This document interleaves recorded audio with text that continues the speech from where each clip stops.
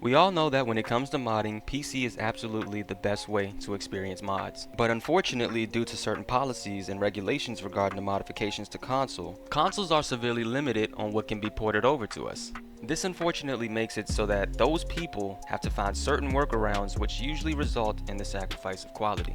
Luckily, there are a few utility mods we can use to help alleviate those sacrifices. If you've been subbed for a while, the mods that I'm going to show you should look familiar to you. I often use these mods for graphical tweaks to help improve the looks of my current load orders.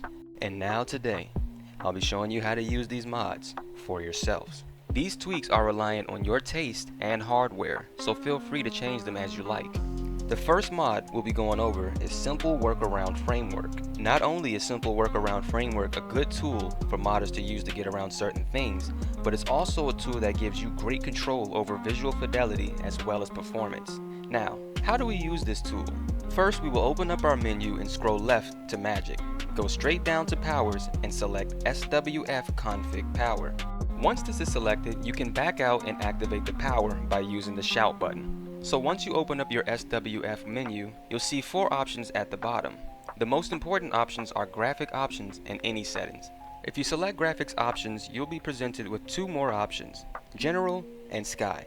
General is going to have basic settings such as brightness, contrast, saturation, and RGB fine-tuning.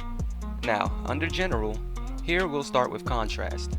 Contrast, in a simple explanation, is a setting which affects the richness and definition of light and dark colors. Set the contrast too high, and things will be a little too bright and dark at the same time. Set the contrast too low, and things will look too faded, bright, and ashy. So think of contrast as putting moisture into the scene. Next is brightness, which just simply darkens or brightens the colors we see without changing the color itself. And lastly is saturation, which is simply making the colors of the scene weaker or more powerful. Too low will turn your scene into a black and white scene, and too high may overstimulate your eyes, so adjust this carefully. Next up in our graphic settings will be Sky. The Sky setting changes how light coming from the sky affects the objects around you, as well as the sky itself. Once you select Sky, you have 2 options here, Sunlight Scale and Sky Scale. Sunlight Scale is the setting that adjusts the effects on the objects as well as how bright the sun itself is. This mainly brightens or darkens the brightness of the sun's effects on objects. Then we have Sky Scale, which only affects the brightness of the sky itself.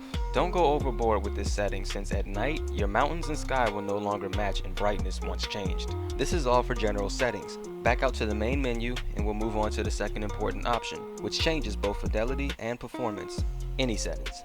Any setting, in the simplest way I can put it, are notepad settings that tell the engine what to do.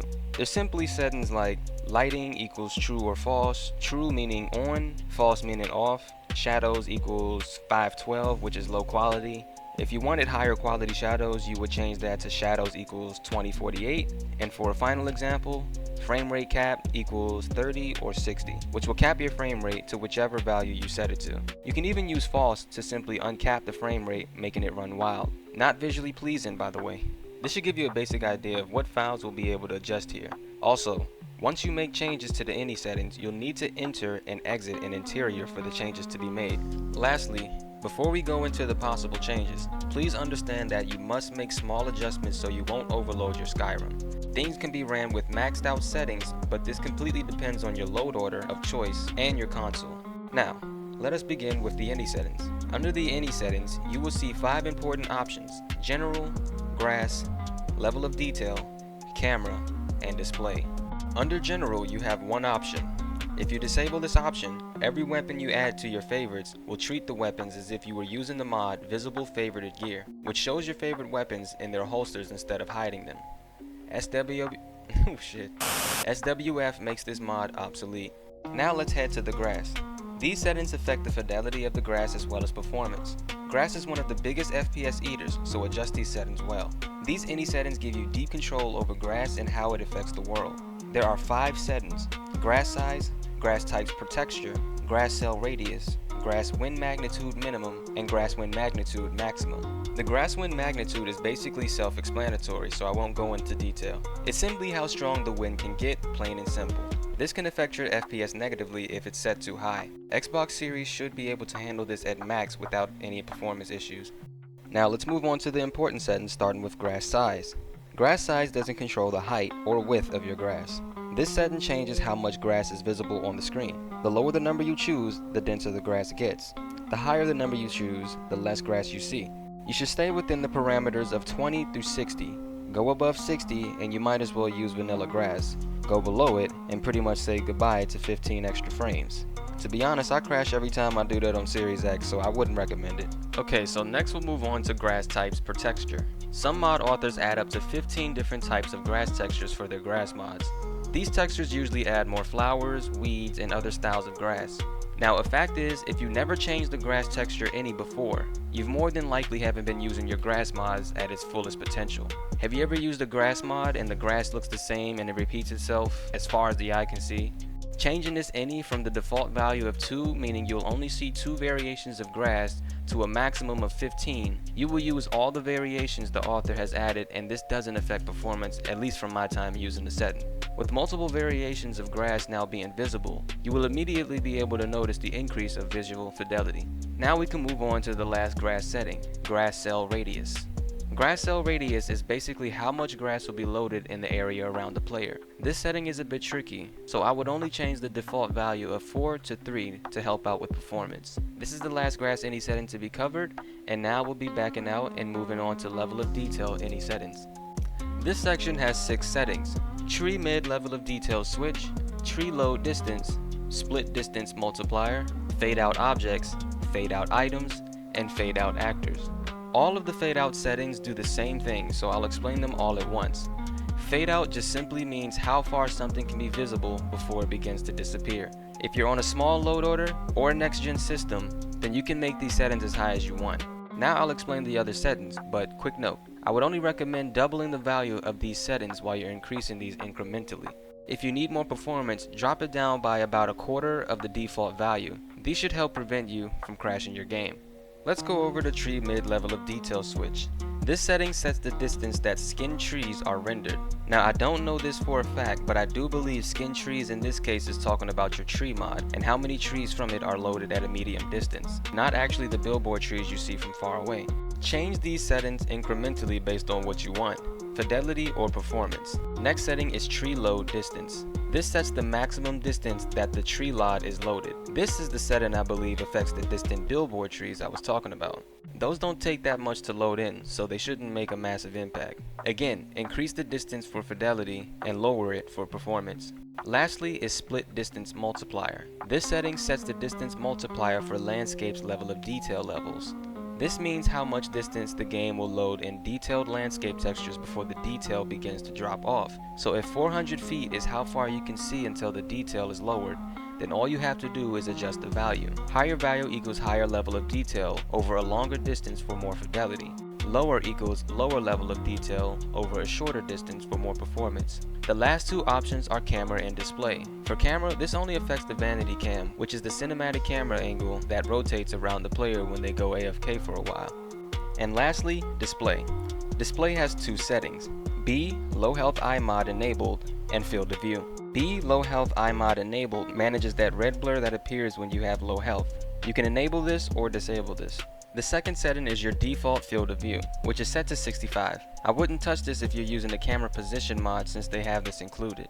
This is all we need to know about simple workaround framework. Next up is Busty Skeevers. Busty Skeevers has a number of things that can immediately improve your graphics. To begin using Busty Skeevers, open your menu and scroll over to your items. Scroll down to books and select Skeevers. When you select the mod for the first time, you will be presented with 5 preset options. Each of these presets are explained here on screen. For this video, we're going to use blank slate. I also recommend using blank slate anyways. After selecting your preset, 7 more options will pop up: third person camera, adaptive camera, display, gameplay, performance, hand of foley, and presets. We're only going to go over the most important one for this video, which is display. When you click on display, a message will pop up asking if you want to briefly view the changes you've made to the display after setting them. It's up to you if you want this option on or off. After answering, when you first enter the display menu, there are 8 options: toggle on or off, contrast fix, shadow fix, snow fix, field of view, depth of field, softening, and interiors. Before doing anything, we will use the toggle on and off option to turn on the mod. You won't be able to do anything without this turned on first. Once you turn the mod on, we're going to move to our second option, contrast fixed. When you select it, the contrast will have a sudden change and you'll notice that the shadows will no longer hide the details of the object in it. This makes lights and shadows fill the room a bit more realistically by fixing the brightness scales for contrast. Selecting the shadow fix option does a similar thing. Once you've turned these on, go outside into the snow and select Snow Fix. Once you selected Snow Fix, a menu will pop up asking you to look at some snow and change the configuration based on your taste. Just hit next to turn this on and cycle through the options. Depending on your setup, you may or may not notice a difference. Next, we'll move on to field of view, which just changes how much you can see on the screen. I didn't say this before, but high field of view can affect performance since more things are displayed on screen, so set it accordingly. Also, again, if you are using a camera position mod, this is likely included in that. I recommend changing field of view with that mod instead of using this one. Our next option is depth of field. This option is based on your taste. I personally love depth of field since in my eyes it adds more quality and it focuses on the details in front of me. I also use this to hide the ugly details in the background, which enhances the quality. In this menu, you can change the strength of the depth of field and the distance of it. Since you can control the distance of your depth of field, this means your depth of field is no longer dynamic and will remain static to the values you set it to. Backing out to the next option, we have softening. Softening adds a blur that feels a bit like bloom to objects. In some cases, if things look too sharp, you can use this setting to help dull the scene. We'll now be moving on to our final option, and that's interiors. Similar to simple workaround framework, Busty Skeevers also gives us the option to adjust brightness, contrast, and saturation. This time, you can set the settings for dungeons as well, giving you more freedom. You can also use the sync option to synchronize normal and dungeon settings together. This is all we'll be covering for Busty Skeevers. Next on the list is Dynamic Display Settings. Dynamic Display Settings is the simplest mod we'll go over. Dynamic Display focuses on adding depth of field, RGB adjustments, bloom adjustments, brightness, saturation, and contrast adjustments, and day cycle adjustments. To begin using this mod, open your menu, scroll to Magic, go down to Powers, and select Dynamic Display Settings spell. Activate the spell by using your shout button. Once you open up the menu, the first thing you will see is Interiors 1 out of 128. This shows you your current interior. Interiors in this case includes exteriors as a type of interior. There are 128 different types of interiors. Each interior can have its own preset. For exterior examples, the top of a mountain may be Interior 7 and the bottom of a mountain may be Interior 3. The interior number changes based on which type of interior you are in. So if you are in a tavern and you change the settings to what you would like to have in a tavern, then taverns will be Interior 5, for example, and every similar tavern will have the same settings. This mod gives you the most freedom of choice when it comes to changing each area to your liking.